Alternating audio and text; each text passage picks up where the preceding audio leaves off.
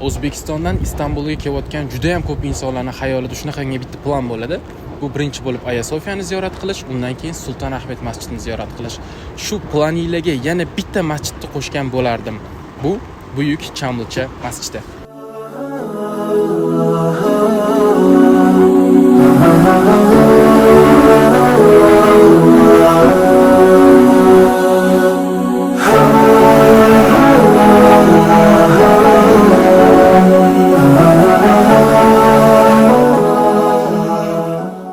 2013-yilda qurilishi boshlangan va 6 yil o'tib 2019-yilda qurishi bitkazilgan 6 minoradan tashkil topgan bu masjid o'z ichiga 63 ming kishini bemalol sig'dira oladi.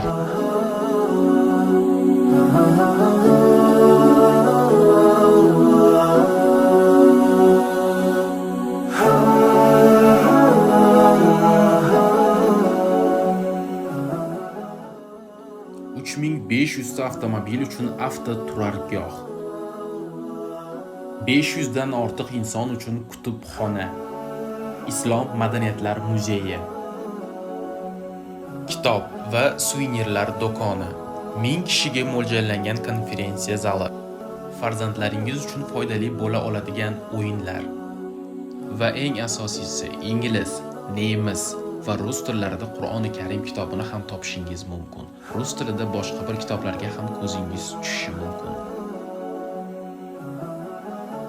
Masjidning tunda ko'rinishini hech qanday so'z bilan tasvirlay olmadim va buni yaxshisi sizga qoldirdim.